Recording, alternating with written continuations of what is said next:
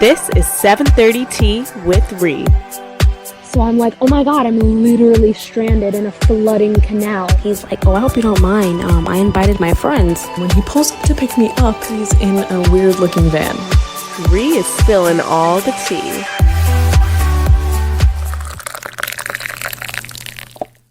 Hello, everybody, and welcome to 7:30 Tea with Ree. How are you guys doing this week? I know that I am doing well for the most part, and I say for the most part because I've been not sleeping that great recently. I feel like I don't know if it's back problems that I've been having or what, or maybe I just need to sleep at earlier hours, but I've just been sleeping horribly. And I also really have been wanting to go to a chiropractor, and I always talk about it, but I never actually do it, and I need to actually reach out to my doctor and literally just go to a chiropractor already. Also, I've been kind of sleeping bad too because my dreams have been more lucid lately. Not that they've never been lucid, they've always been lucid dreams, but I haven't had as many as I used to have when I was younger, except for lately. Very much so lately I've been having a ton of lucid dreams. So I've just been waking up randomly in the middle of the night and stuff like that. So I'm literally just oh shit. Because the times I'm waking up is around 3 a.m., which 3 a.m. is the most spiritual activity. And I think I mentioned to you guys before that I found out that the house next to ours is haunted, apparently. The woman next door was telling my mom that all of this demon shit happens or whatever, and I'm just fuck out of here. And then on top of it, I slept so bad last night too, because last night Renee and I, my sister and I, we were watching these TikTok videos because I don't know if you guys have seen this trend going around right now, but everyone's telling ghost stories because this one girl did this TikTok video where she was what is the most unbelievable ghost story that you have that nobody would believe but is actually true? And then she told everybody to stitch that video with their story or whatever. So Renee and I decided to stay up and watch some of those videos, and that shit was scary.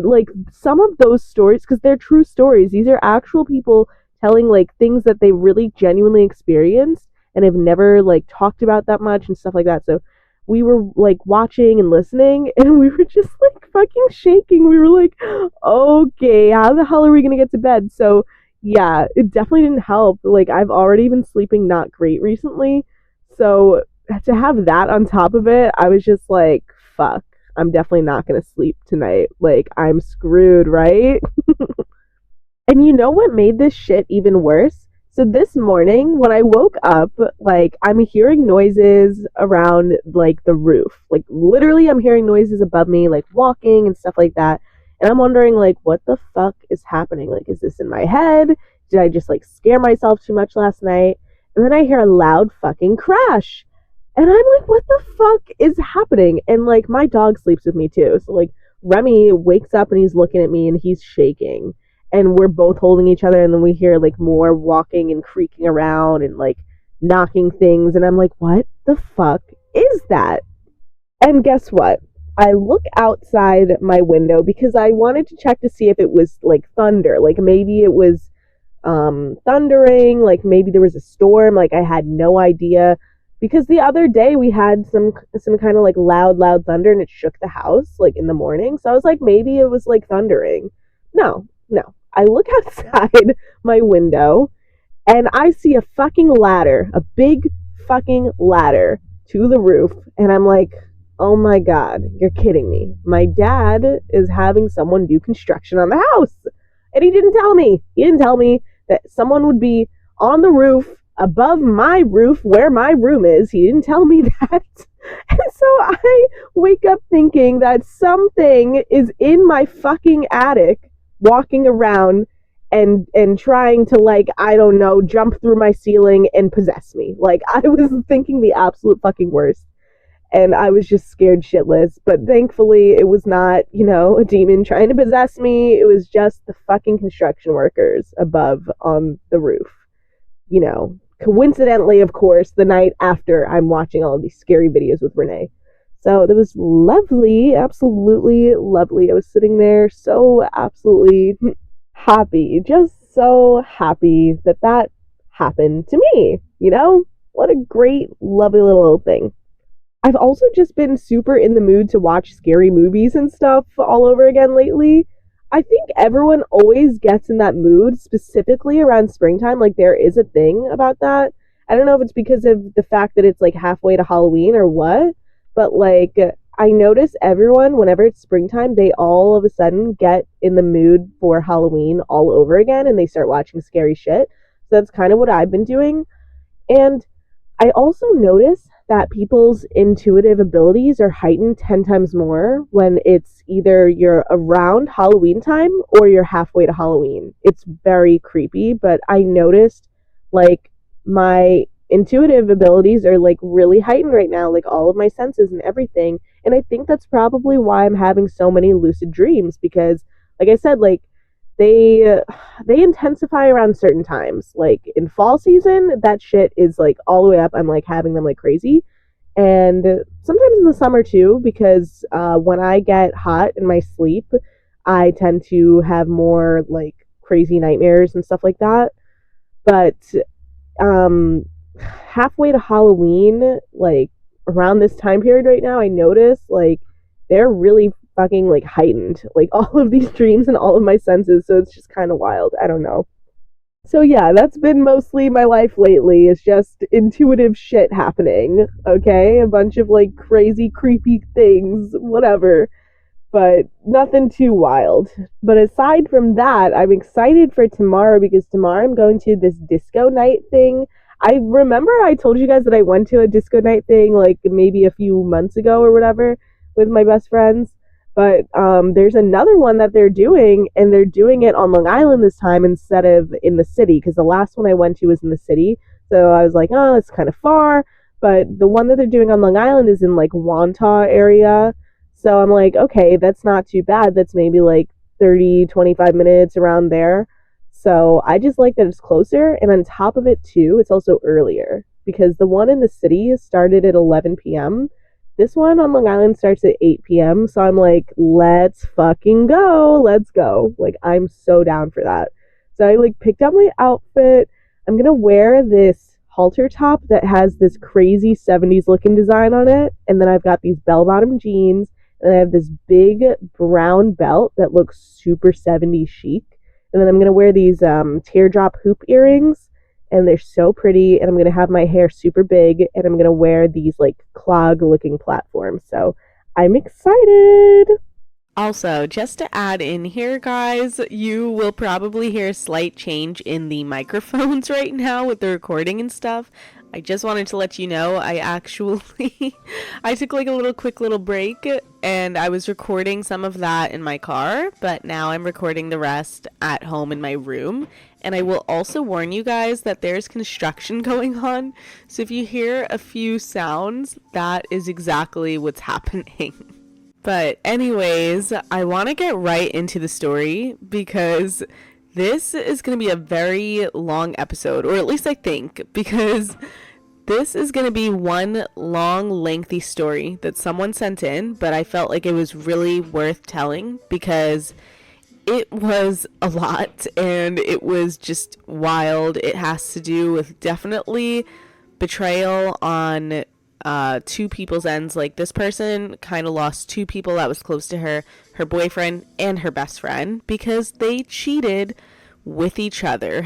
So basically, this girl is dealing with a lot of trauma from all of that, and understandably so. Like, I don't blame her at all. I know what it's like to be cheated on, but for it to be like your boyfriend and your best friend, that is just, I just can't even. But yeah, that is going to be the story for today. And it's also a written in story. So, good luck to you guys. I hope I don't stumble on my words. But mostly, I just really hope you guys enjoy the episode. I usually like to include audio messages, but this was a story that was really and truly like worth telling because it was just so raw and real, and I liked her sharing her full perspective because I feel like a lot of women can relate to some of the things that she expressed. So I felt like it was a good story to share on today's episode. But before I get further into the story and really telling it, I just want to let you guys know what this podcast is about. So in case you're new here, I'm so happy that you're here. This podcast is all about spilling tea and sharing your deepest, darkest secrets. So if you have any tea to spill, just DM me on Instagram at 730tea with Ree, and you spell that 730 TEAWITHRIE, or you can DM me on my main Instagram account at Rihanna Flores, and you spell that RIEANNAFLORES. And if you wish to be anonymous, please let me know. Your story should be up to 500 words or less, and if you want to send an audio voice message in instead of typing out your story, just please keep it up to 5 minutes max. Thank you! So now we're going to be getting into the story. So, like I said, this is lengthy, so I'm going to be reading the whole thing word by word, and then, of course, I'll give my feedback after and my thoughts and all that. So, let's read it. Alright, so it says, so I met my best friend in 2013 at college. The same time frame that I met her, I met the man that I was referencing. They knew each other from being from the same town, but they never spoke to each other back then. Their first conversation was on the first day that he and I met. From the first day that I met her, her and I, as best friends, were completely inseparable. Everywhere I went, she was there, and vice versa. We even shared food and clothes and everything in between. The only thing that we never shared was men. Also, pretty much from the day that I met him, he and I were locked in and became sexually intimate. That relationship dynamic lasted 10 years despite us having other partners within those 10 years, me having a child with someone, and me even being engaged. He and I were still involved with each other throughout the whole time.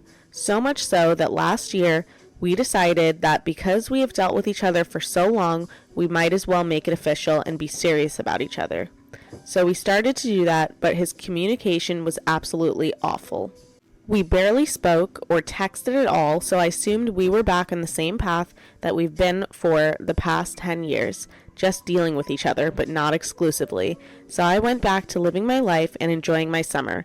I got flown out to multiple different states, I went on multiple vacations, I was living my absolute best life. November rolls around, and he and I meet up, and we have a very intense conversation at the end of the night. By the end of this conversation, I was 100% in love with him, and I felt truly like he was in love with me too. Between November to January, we spoke almost every single day. His communication was impeccable. We talked about all types of stuff that we never talked about before. I felt like we were getting so close. There was a little hiccup around New Year's, so we didn't spend that time together, but it really wasn't a big deal until he started acting weird. He made it seem like he didn't trust that.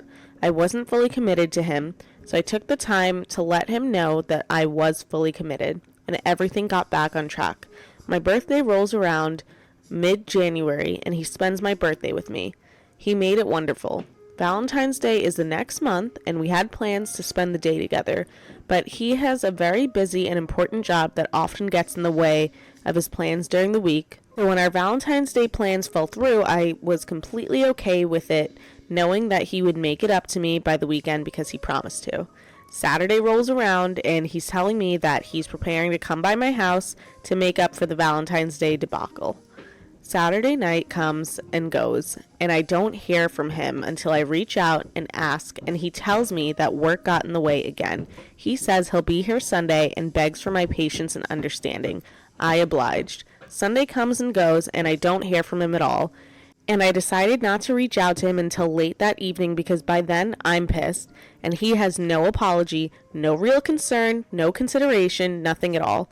So I go to his house, and I'm pissed, like completely steaming, and he comes outside with a gift that is that cheap Target brand Mondo or whatever. The gift is literally a bunch of wooden hearts and some cheap paint. It's not even in a gift bag. There's no card or anything. It looks like something that someone gave to him that he just picked up and decided he's going to give to me because he very clearly didn't have any real plans for Valentine's Day. So at that point, I have essentially checked out of the relationship, and I figured I don't even want to be involved with him at this point. But then his communication picks back up and things kind of start to get back to normal, so a little part of me gives him a chance. March rolls around now, and of course the communication starts to dwindle again, and I have no patience for this anymore, so I've become the nasty version of myself that I try to keep hidden. I start getting a little passive aggressive with my responses to his messages. Now obviously I can't put in every single detail, but let me be very clear that throughout all of these communication mishaps, he was being manipulative. He was consistently gaslighting me, he refused to apologize for any of his transgressions, and he was completely insensitive to my feelings.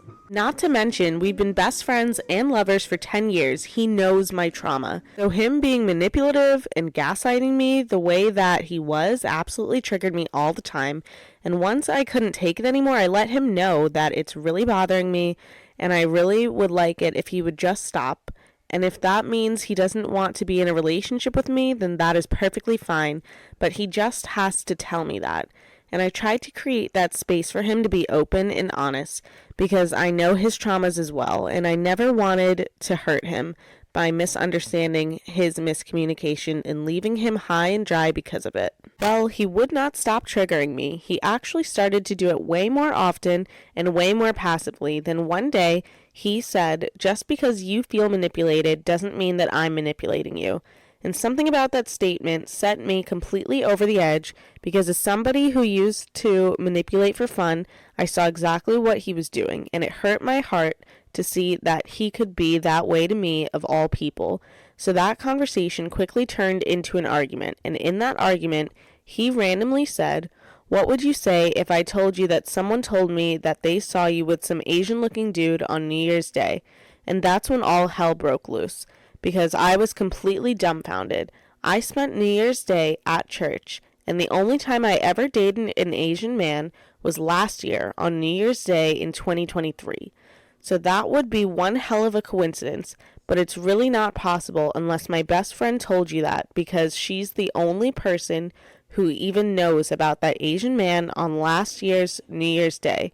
No shade, but I didn't want anybody to know that I was dealing with that man, so I kept it a secret between me and my best friend. So when my man mentioned it, my antennas went up immediately, and I started to question my best friend about it. Of course she is like, "What the hell is he talking about? I don't even talk to him. Why would you even bring my name up?" So I had to let her know. "He didn't bring your name up, and he mentioned something that only you would know." And she refused to acknowledge the fact of the matter. She was just stuck on the question of why would he bring her into it, which made me wonder, because why are you not worried about me and helping me resolve the issue? Why are you only worried about yourself right now when I'm telling you that it's not about you? So I end the conversation between she and I start asking him to confirm where he got that information from, and he refused to tell me. So now I'm sitting here thinking either he's lying and making it up, or my best friend really was plotting against me. And then he follows up and says, "If I find out that you really kept it 100 with me, things will be different." And that let me know everything I needed to know. So in that same time frame, I posted about it. I'm sure you saw it. But I blew the engine in my car, and that caused nothing but mayhem in my life. Everything went downhill from there, and I'm sitting in complete confusion because what the hell is going on in my life? Why did everything just blow up out of nowhere? Well, on the very day that everything took a turn for the better and started to improve, my best friend calls me and says, "I have to tell you something, and I know you're going to be upset." I immediately knew what it was, but I let her tell me anyway. She proceeds to say to me, "Do you remember that time that I got a train ran on me by those two guys?" Side note to my listeners, train ran apparently means threesome. Okay, back to the story, guys. To which I say yes, because of course I remember that. And she follows up and says, "Well, I posted the video to my close friends on Instagram, and your man was in my close friends. He reacted to the video with the eyes emoji. And I figured that he was insinuating that he wanted to see the video, so I sent the whole video to him." When she told me this, I was immediately at a loss for words. So I take a deep breath and I tell her I'm going to go ahead and hang up the call, and I went silent for the rest of the night. My heart was absolutely broken because I just lost two best friends at once, one of them being my lover, both of them being 10-year-long connections that I never thought would betray me. The very next morning, my best friend texts me and says that she doesn't think it's really that big of a deal and that it should not be reason enough to end our friendship. For some reason, I lost it because there was so much disrespect in that statement. She also mentioned that she feels like she's been on the receiving end of a similar situation from me before, which made me even more mad because that's not the type of friend that I am. I would never even look at somebody that has shown interest in my best friend. I wouldn't even do it to somebody who's just an acquaintance. I don't want something that somebody else had. That's just me. I'm very picky. I don't want to talk about my experiences with my man knowing that you have also had those experiences. That's not cool to me. So for her to accuse me of doing something similar to what she just did to me sent me completely over the edge. I'm not a grimy bitch, like you've just been revealed to me. So I sent a few very long text messages with some choice words, and in the end, I let her know that this friendship is completely over, simply because if she sent the video to him before he and I got serious, she could have told me then, when it really wasn't a big deal, but she kept it a secret. If it happened before he and I got serious, she could have kept those details to herself and simply told me not to get into a relationship with him, just as a means of looking out for me as her best friend. But no. She watched me walk into the situation with a pure heart ready to love and be loved, knowing that she sent a full-on sex tape of her having sex with multiple people at once to my man, and he didn't even ask for it. She just assumed he wanted to see it. Not to mention why my man is in your close friends is crazy. And furthermore, as women, when we're about to post something on our close friends, we are very diligent about making sure we have the right people in our close friends and that we remove the wrong people. So you mean to tell me that you kept my man in your close friends because he was one of the right people to see that video? And then, on the flip side, if all that happened after he and I got into a relationship, there's nothing more to be said. Quite honestly, if that's the case when I see you, I'm going to beat your head in because why would you do that to me? Honestly, I was more hurt than I've ever been in my entire life because there's so many variables in the situation and not a single one of them was positive.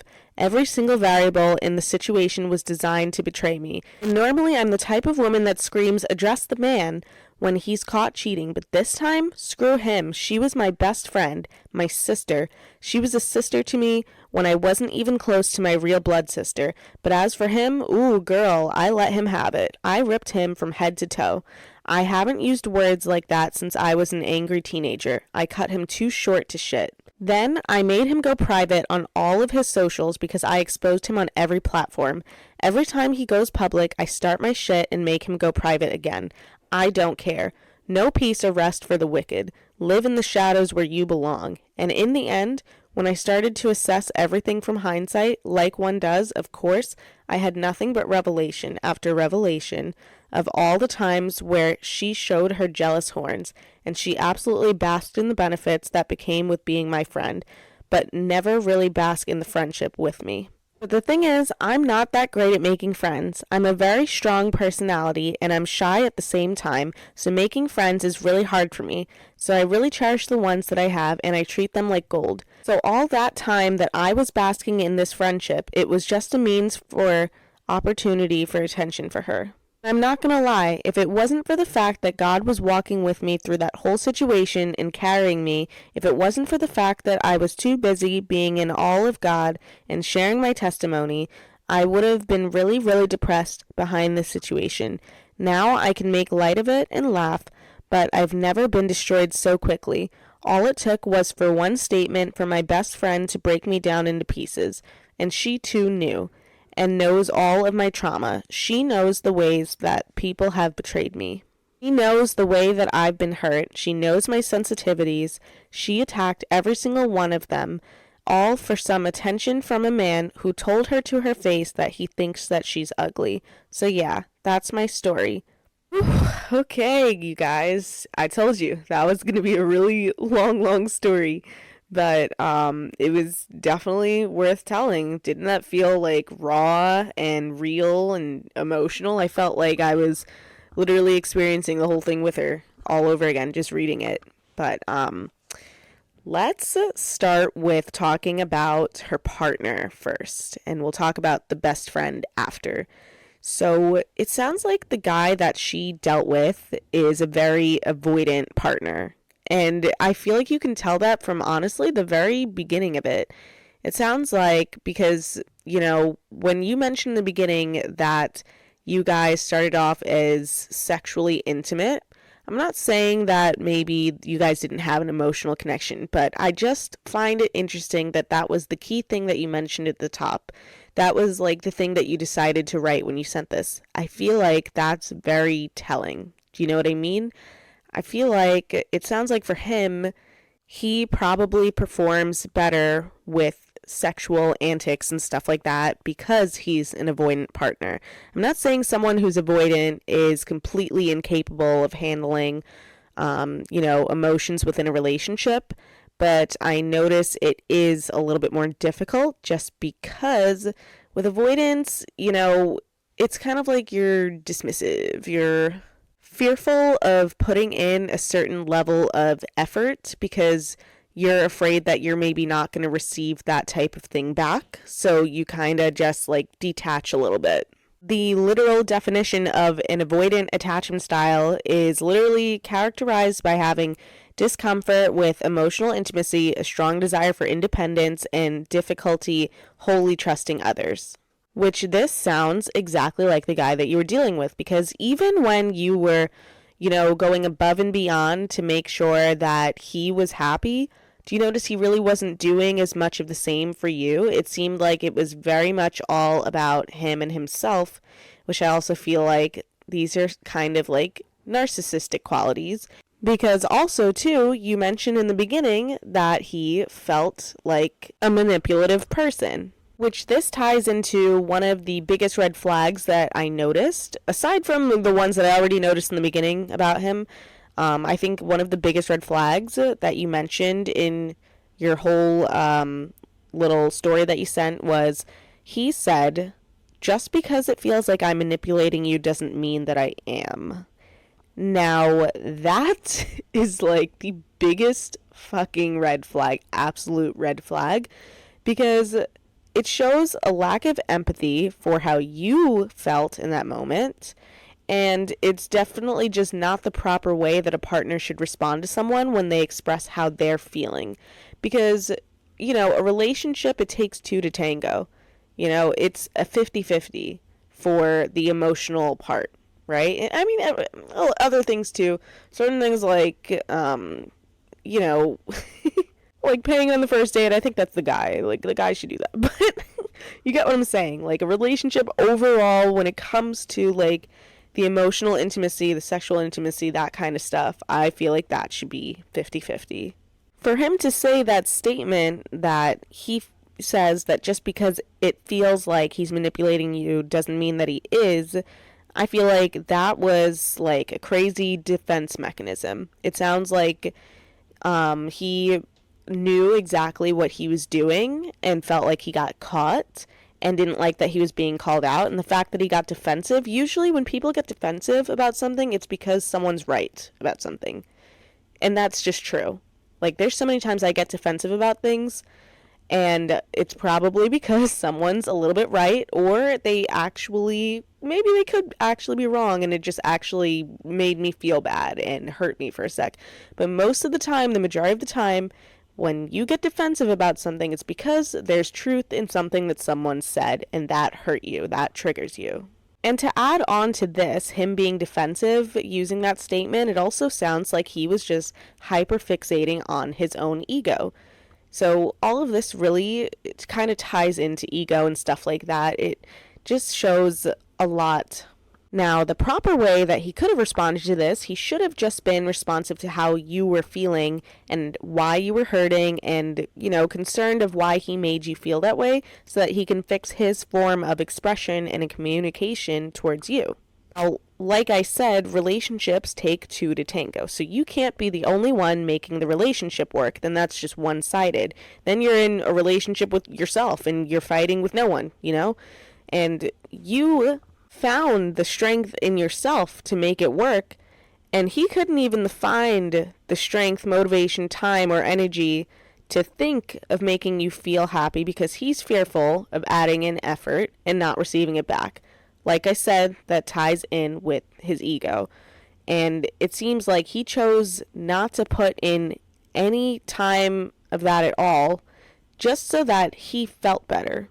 It sounds like him receiving all of that effort from you while he's not putting in any effort is something that makes him feel better because he's sitting there thinking, oh wow, like, look, here she is doing all of this for me. This feels like validation. That's honestly what it seems like. So that shows that he has, a lack of accountability because his main concern is himself and playing the victim to excuse his own actions. And you can definitely see that in even that Valentine's Day situation. I mean, that is just very evident of this entire point that I'm saying, because he had made plans with you and then he put it off and then he put it off and then he put it off, and then he got you some cheap little thing or whatever that was quick and easy to get and didn't put in really any effort at all. Because to be honest with you, there's a billion people out there where, of course they get busy with work, of course this happens and that, whatever, right? But if they know that something's important to you, and it's also important to them too, because usually if something's important to the person that you love, that you're in a relationship with, a lot of the times it should be important to you too, because it's something that they care about and it's something that's meaningful to them. So he should have known better. He should have cared about that too and made the effort for you. And I understand, of course, like I said, like jobs, like work, it gets crazy, it gets busy, but he had rescheduled it 3 times, put it off like 3 times.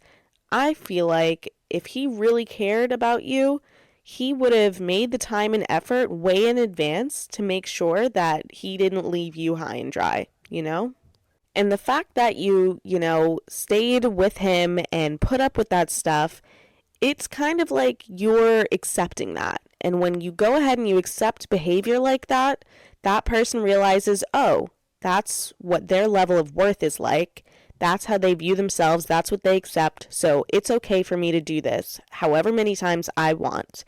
And they start to manipulate you from them. Like, for example, you were saying that there were points and times where the communication would be up and down, where you guys would be talking a lot, and then it would dwindle after a while when he's getting too comfortable. It shows to me that he is fine with not putting in as much effort after a certain amount of time goes by, after he feels like he's done enough and he feels like he's gotten enough validation from you consistently. Then he stops putting in effort because he feels good about himself, but he doesn't care about how you're feeling. He's not putting in that effort because in his mind, it's still a thing with ego where he's playing the victim the entirety of the time. And every single time where you've been upset with him or frustrated with him about something that he's done, and you guys get into that argument and he manipulates you, the one time that you finally have found your worth for a second and you start responding to him less and minding your own business, do you notice he eventually starts to pick back up with that communication and all that stuff, promising you things all over again, over and over and over? It's not because he wants you back for you. It sounds like he wants you back because he's craving that validation, that validity that makes him feel really good. And that has everything to do with his avoidance. I just find all of his behavior absolutely appalling because even though maybe, he's naturally been like this his whole life, and, you've said that because you guys have known each other for 10 years, it's just the fact that he has no problem treating you like that, and he's known you for 10 years. This is what I'm saying, where it's like sometimes the duration of time that you know someone, sometimes it does not matter at all. If someone is naturally just toxic, and I don't want to say that people are just toxic all on their own. Some people choose to be that way, or some people don't know how to really break that pattern or routine, or they don't care to, right? It sounds like he really didn't care to try and break that routine because he would have done that for you if he truly wanted to make you happy and really cared about you in the right way. I'm not saying he didn't care about you, but it sounds like he didn't care about you in the right way. He cared about you for himself. That's what it sounds like. It sounds to me like he cared about you mainly for his own ego boost. If he truly cared about you in the right and proper way, he would have never, ever, ever done these things to you, because he should have known better and been way more aware of the traumas that you faced in your life, the same way that you were aware of his traumas and you were, careful of how you were towards him, because you cared about how his feelings would be if you ever hurt him. You made it your priority to protect him, but he didn't do the same for you, and that's not fair to you. So you have to make sure that when you do find someone next, that they make that their priority in the relationship, that you feel loved, protected, and safe, and that you also feel like they're trying to make you happy. And it shouldn't feel one-sided, like you're doing all of the work and you're carrying it. It shouldn't be you trying to make yourself happy, because that's what it sounds like you were doing as well, like trying to tell him what to do so that he could make you happy. You were doing all of this work trying to get him to make you happy, when he should know that he should be trying to do that all on his own to make you feel good too, because it is two people in a relationship. So both people are doing the work. This is not, one of those group projects in school where it's like everyone is all together in this one group project, and then everyone ends up giving the work to the one smart person in the group. That's not how it should be. It shouldn't be like that. It should be everyone's working together as a team to get that A, to get that relationship working, if you get the analogy of what I'm saying. But that is how it should be. It should be both of you working together to make a nice, healthy relationship last. And it honestly sounds like he's not built or ready for that, because he's avoidant and he clearly has a lot of ego issues. And that shouldn't be your problem to fix. He has to do that work all on his own. But anyways, moving on from him, now let's go to the best friend topic. So this girl, I've had some shitty friends in my lifetime, so woof. Oh my god, this brings back trauma for me. But this girl sounds shady as fuck, your best friend that you had. It sounds to me like she was one of those friends that basked in all of the glory whenever you were at your worst. It sounds like she's one of those friends that she doesn't root for you when you're at your best, and she's not excited for you during that. It sounds like you were actually being a good friend, and it sounds like she really was not. Sounds to me like she's one of those people that she's only a good friend when she's feeling good about herself and when good things are going on in her life. But when something's going on in your life and you're feeling good and you're feeling happy, she isn't rooting for you the same way. She's shady about it. She's jealous-minded. Because the fact that she went behind your back and tried to make something up about you hanging out with someone on New Year's Eve and stuff like that, fully lie to try and ruin your relationship with your man, it shows that she wanted to ruin that relationship, whether it's to, make you feel bad about yourself, and also probably just selfishly because she wanted your man. But either way, I think all of it is fucked up. It sounds to me like she just really wanted to be basking in that whole glory of watching you at your worst, so that it made her feel like she was at her best.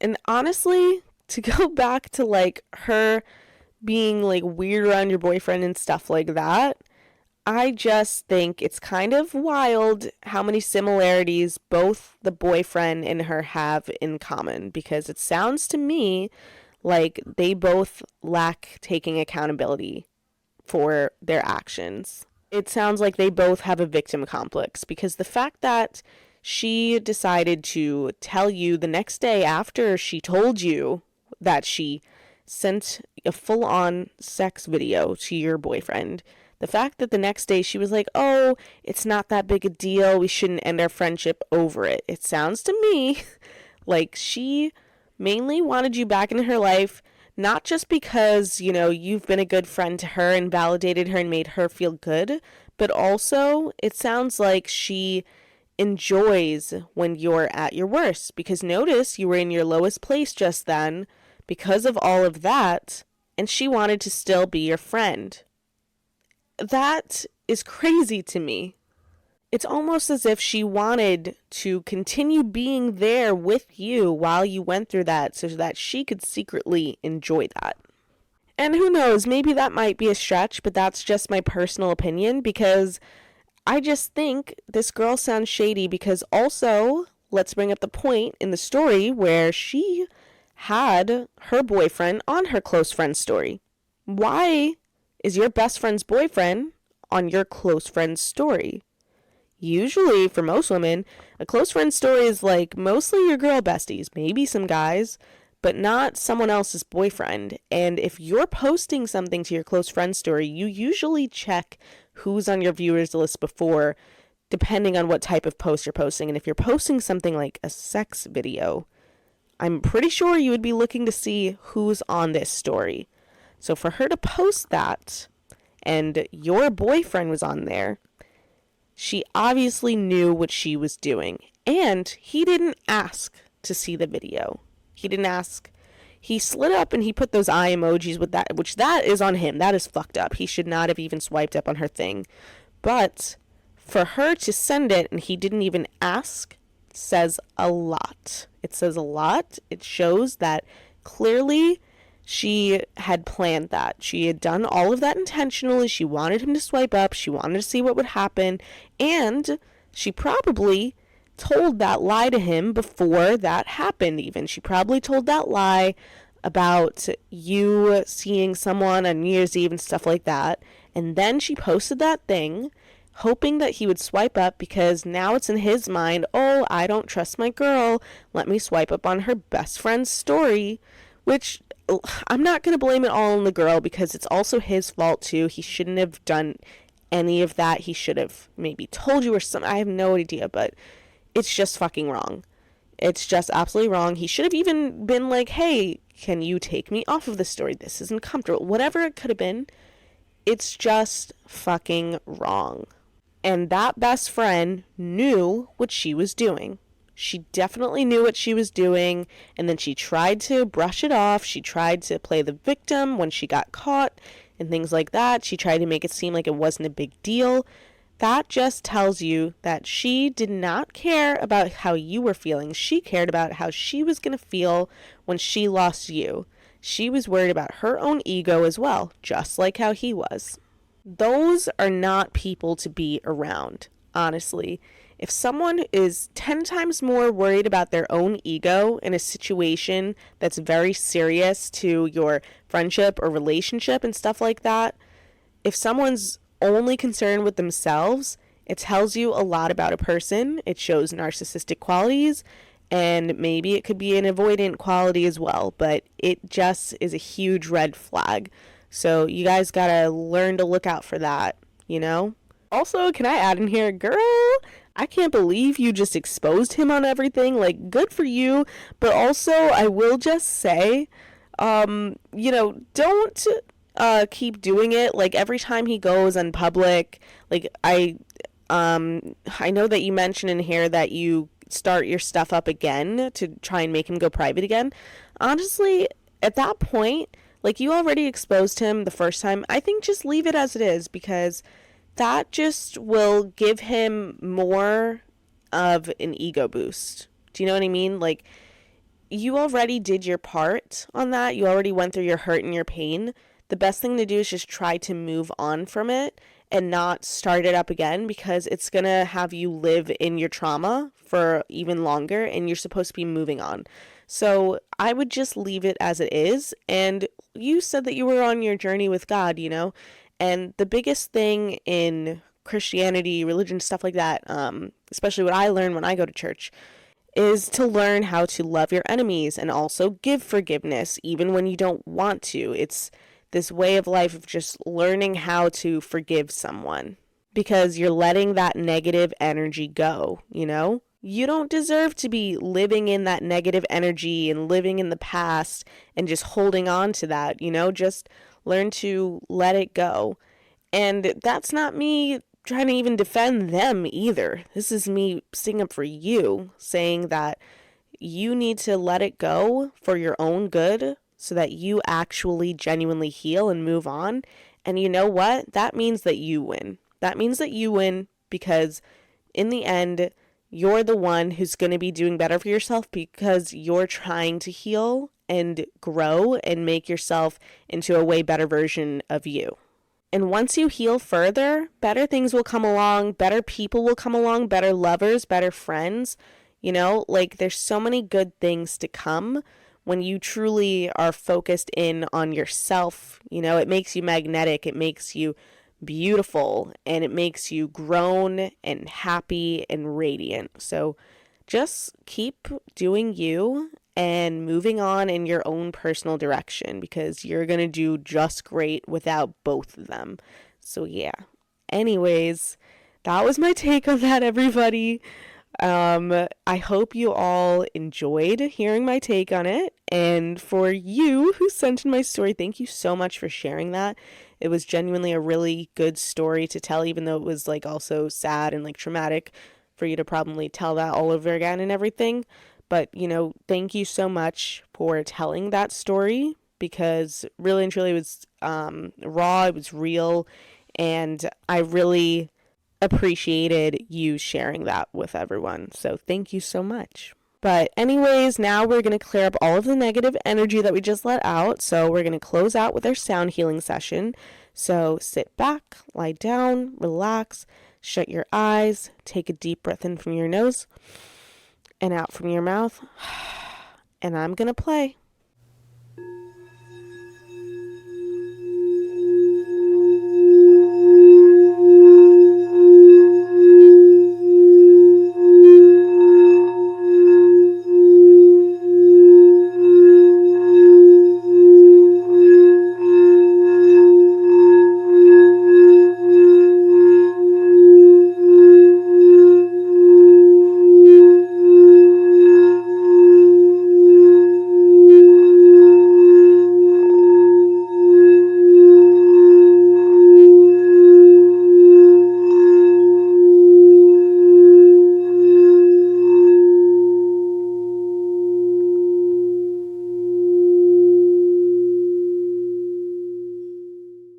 All right, you guys, thank you so much for listening to today's episode. It always means the absolute most to me.